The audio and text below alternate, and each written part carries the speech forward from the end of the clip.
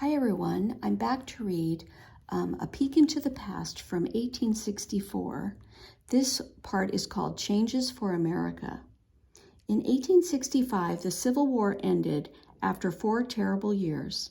Families separated by slavery and by war began to be reunited, just as the North and South were joining together again as one nation. But just 5 days after the South surrendered, President Abraham Lincoln was shot and killed. His assassination made the nation's recovery much more difficult. The years after the Civil War are called Reconstruction because of the efforts to rebuild or reconstruct the nation. These efforts took place mostly in the South, which suffered much more damage from the war than the North did. After the war, Congress amended or changed the Constitution to ensure freedom and citizenship for Black Americans. The 13th Amendment officially ended slavery. The 14th Amendment gave citizenship to Black Americans, and the 15th Amendment gave all male citizens the right to vote, regardless of race. Women were not allowed to vote in America until 50 years later, in 1920.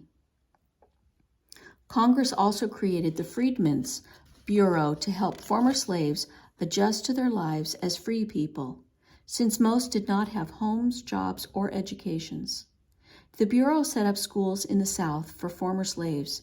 It helped set up colleges for Black students, such as Howard and Fisk universities, which are still important places of learning today. The Freedmen's Bureau provided other services too, such as medical help for poor Blacks and whites. Even so, the lives of most Black people did not improve very much after the Civil War. Many white people in the South disagreed with Reconstruction.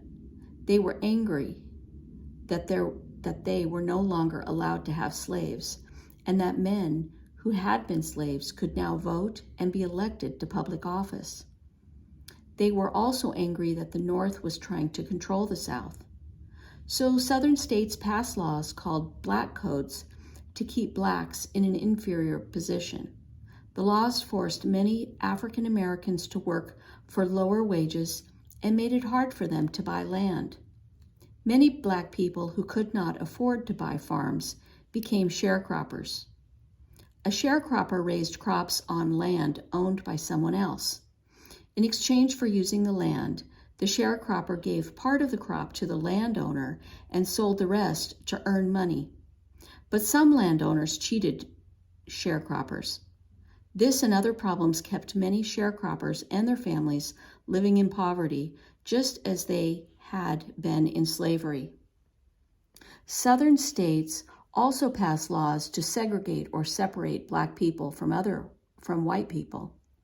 These laws forced Blacks to use separate areas in restrooms, restaurants, hotels, and other public places, or use entirely separate buildings. It was hard for Blacks to get good jobs or educations in the North, too. There was less violence against Black people in the North than in the South, but there was still prejudice and segregation. Addy's parents were lucky to find jobs that paid decent wages. And by the mid-1870s, Reconstruction had helped rebuild the South and had given Black people new legal rights. But Black and white people still were not equals in American society. African Americans were often abused or treated violently, so they continued to struggle for equal rights and sometimes risking their lives. For example, Ida B. Wells, a Mississippi school teacher, wrote newspaper articles about violence against Black people in the late 1800s and early 1900s. She wanted people everywhere to know what was happening in the South. She hoped all fair-minded citizens would join her protest against such violence. African Americans also fought for justice through their churches and through organizations like the National Association for the Advancement of Colored People, NAACP, which was created in 1909. One of the founders of the NAACP was the scholar W.E.B. Du Bois. Talented Black people broke through the barrier of prejudice in other ways too. Daniel Hale Williams, a Black surgeon, performed the world's first heart operation in 1893. Black musicians, artists, writers, such as the poet Langston Hughes, became famous in the 1920s in what is known as the Harlem Renaissance. Marian Anderson was the first African-American opera singer. She sang on the steps of the Lincoln Memorial in 1939 after she was forbidden to sing at Constitution Hall because she was Black. In 1947, Jackie Robinson became the first Black man in this century to join a Major League Baseball team, paving the way for other Blacks in professional sports. Black people also went to court to fight for equality. In 1892, an African American named Homer Plessy refused to leave the part of a railroad car that was set aside for white people only. A court case followed, and the Supreme Court, the highest court in the country, decided that segregated facilities like trains, schools, and restaurants were allowed if the facilities for Blacks were equal to those for whites. But schools and other public places for Black people were much worse than those for whites. It wasn't until 1954 that the Supreme Court decided that separate but equal treatment for Black Americans was not fair.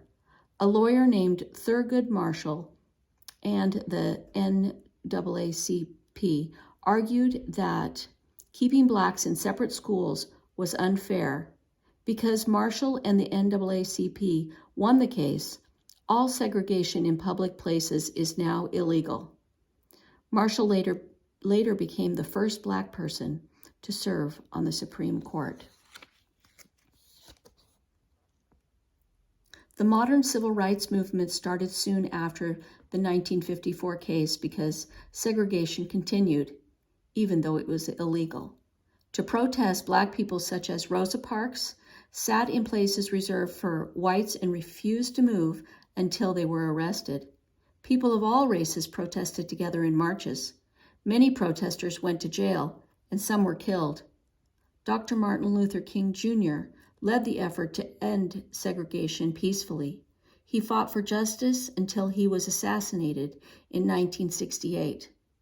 The civil rights movement brought many important changes to America. It is now illegal to segregate people in public places like schools and buses. It is illegal to prevent Black men or women or any adult citizen from voting. The struggle for Black people for equality also inspired many other people to fight for their rights, such as women and American Indians. The work of the civil rights movement continues today as people of all races continue to fight for fairness in our society. And that is the end of our book, Changes for Addy. Hope you liked it, and I hope you loved all my reading. See you later.